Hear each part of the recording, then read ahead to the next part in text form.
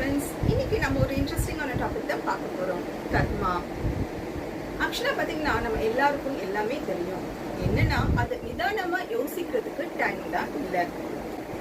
கர்மா பத்தி முழுசா தெரிஞ்சவங்களை யாராலுமே வீழ்த்த முடியாது.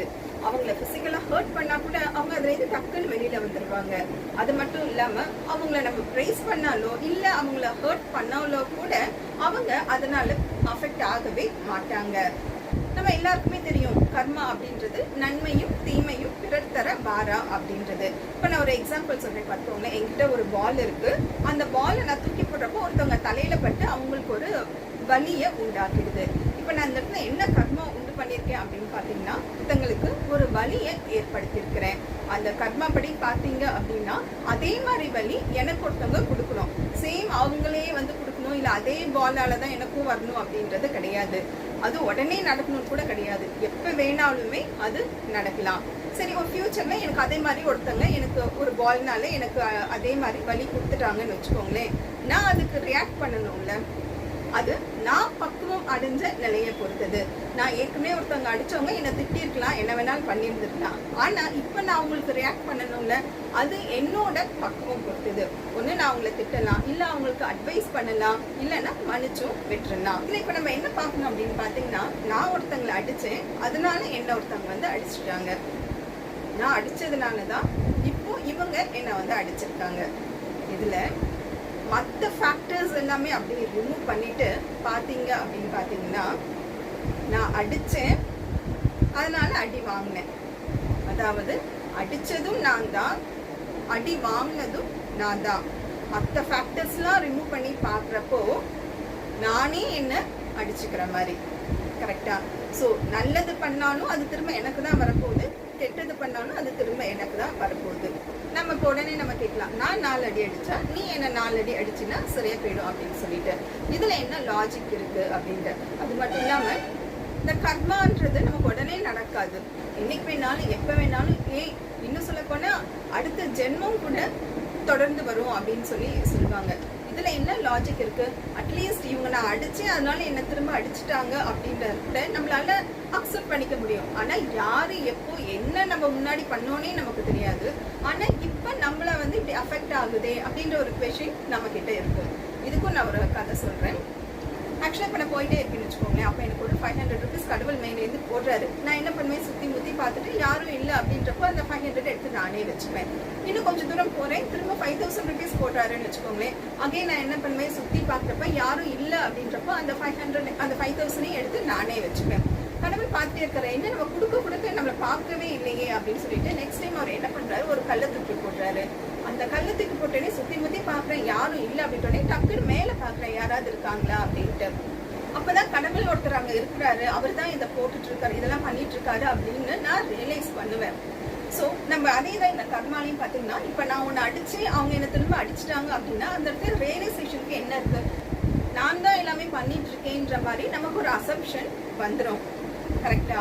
ஆனா நமக்கு மீறின ஒரு சக்தி தான் எல்லாத்தையுமே இயக்கிட்டு இருக்கு அப்படின்னு நம்ம ரியலைஸ் பண்ணணும். அப்படின்னா நம்ம ஒரு ஸ்டேஜ் கஷ்டம் வர வர ஒரு ஸ்டேஜ்ல நம்ம ரியலைஸ் பண்ணுவோம், என்னடா அது நமக்கு இவ்வளவு கஷ்டம் வந்துருக்கே, நம்ம எதுவுமே பண்ணலையே, நமக்கு ஏன் வருது, அப்ப இதெல்லாம் யாரு பண்ணிட்டு இருக்கா அப்படின்னு ஒரு ரியலைசேஷன் வந்து நம்ம அதற்கான தேடுதல்ல நம்ம இறங்க ஆரம்பிச்சிருவோம். அப்போதான் இந்த உலகத்துல நம்ம எதுவுமே பண்ணல, நமக்கு மேல ஒரு சக்தி தான் நம்மளை இயக்கிட்டு இருக்கு அப்படின்னு புரிஞ்சு அந்த நான்ற அகங்காரம் படிப்படியா குறைய ஆரம்பிச்சிடும்.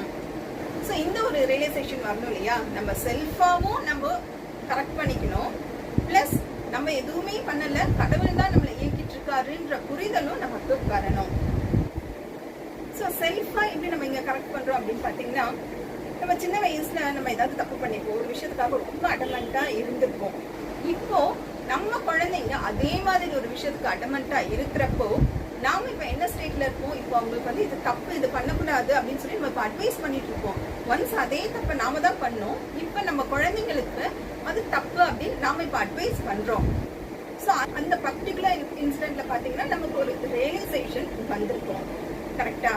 இந்த ஒரு அண்டர்ஸ்டாண்டிங் வந்து நமக்கு இந்த லைஃப் டைம்ல நம்மளோட ஏஜ் ஆக நமக்கு ஒரு மெச்சூரிட்டி வரப்ப வருது. இன்னும் இது ஒரு சின்ன எக்ஸாம்பிள் தானே. நமக்கு இந்த உலகத்துல நம்ம கத்துக்கிறதுக்கு இன்னும் நிறைய விஷயம் இருக்கு. ஸோ பெரிய பெரிய விஷயம்னா நம்ம சோல் மெச்சூரிட்டி ஆக ஆக நமக்கு அது எல்லாமே புரியும். யூஸ்வலா பாத்தீங்கன்னா நம்ம யாரை வேணாலும் இது தப்பு அது தப்பு நம்ம ஈஸியா நம்ம பாயிண்ட் அவுட் பண்ணி அவங்களுக்கு அட்வைஸ்லாம் பண்ணுவோம். ஆனா நம்மள யாராவது பாயிண்ட் பண்ணி இது தப்பு இது செய்யக்கூடாது அப்படின்னு சொன்னாங்க அப்படின்னா நம்ம அவங்க ஃப்ரெண்ட்ஷிப்பே கட் பண்ணிப்போம். நம்மள யாரும் கொஸ்டின் பண்றத நம்ம யாருமே அக்செப்ட் பண்ணிக்க மாட்டோம். ஸோ நமக்கு எப்படி ரியலைசேஷன் வரும் அப்படின்னா நம்மளா நம்ம திருந்திக்கிட்டாதான். ஸோ திருடனா பார்த்து திருந்தாவிட்டால் திருட்டை ஒழிக்க முடியாது. ஸோ நம்மளா ரியலைஸ் பண்ணி நமக்கா ஒரு ஸ்டேட் வரும்ல, அப்பதான் நம்ம அந்த தப்பை நம்ம அக்செப்ட் பண்ணிட்டு நம்ம ரியலைஸ் பண்ணுவோம். ஸோ இதன் மூலியமா நம்மளை மீறின ஒரு சக்தி நம்மளை இயக்கிட்டு இருக்குன்றதும் நமக்கு புரியும். அது மட்டும் இல்லாம சோல் லெவல்ல எந்த அழுக்குமே இல்லாம தெய்வத்தன்மையோட இருக்கும். ஸோ இனிஷியலா பாத்தீங்கன்னா சோல் இந்த பூமிக்கு ஃபர்ஸ்ட் வரப்போ அதுக்கு நிறைய பை டிஃபால்ட் நிறைய அழுக்கங்களோட தான் வருமா. அந்த புரிதல் தெளிவு எதுவுமே இருக்காது, நிறைய நெகட்டிவிட்டிஸோட தான் இருக்குமா. அது ஒவ்வொரு பிறவியா கடந்து வரதான் அது ஃபைனலா வரப்போ அந்த தெய்வத்தன்மையோட இருக்குமா. ஸோ இந்த கர்மா மூலியமா கடவுள் நம்மளை மீறின ஒரு சக்தி நம்மளை இயக்கிட்டு இருக்கு அப்படின்றதையும் நம்மளையும் அப்பழுக்கற்ற ஆன்மாவா மாத்திட்டும் இருக்கிறாரு அப்படின்றது புரியும். சில பேருக்கு இந்த மறுபிறவி அப்படின்றதெல்லாம் நம்பிக்கை இருக்காது. அவங்களை பொறுத்த வரைக்கும் இந்த எவல்யூஷன் இந்த அனிமல்ஸ்ல இருந்து தான் நம்ம வந்திருக்கோம் அப்படின்னா யார் வேணாலும் என்ன வேணாலும் பண்ணிக்கலாம். நமக்கு இந்த ஒரே ஒரு பேர்த் மட்டும்தான் இருக்கு அப்படின்னா அப்ப இந்த பேர்த் நம்ம என்ன வேணாலும் பண்ணிக்கலாமா? தப்பு பண்ணாலும் ஒண்ணு கிடையாது, கரெக்ட் பண்ணாலும் ஒண்ணு கிடையாது, இப்போ நம்ம இருக்கிறோம் அவ்வளவுதான். அப்படி பார்த்தா நம்ம யாருமே தப்பு பண்றதுக்கு யோசிக்கவே மாட்டோம்ல. இருந்தாலுமே எல்லாருமே மனசாட்சி அப்படின்னு ஒண்ணு இருக்குல்ல, அது எப்படி வந்தது? சயின்ஸ் படினா நம்ம ஏன் ஹர்ட் ஆகுறோம்? நமக்கு ஏன் அந்த மனசுன்றது உறுத்துது? ஏதோ ஒரு பெரிய உண்மை இருக்கு, அதை பத்தி நமக்கு முழுமையா தெரியல, ப்ரூவ் பண்ண முடியல, அதுக்காக அது இல்லைன்னு அப்படின்னே சொல்லிட முடியாது. நம்ம கரெக்டா நெக்ஸ்ட் வீடியோல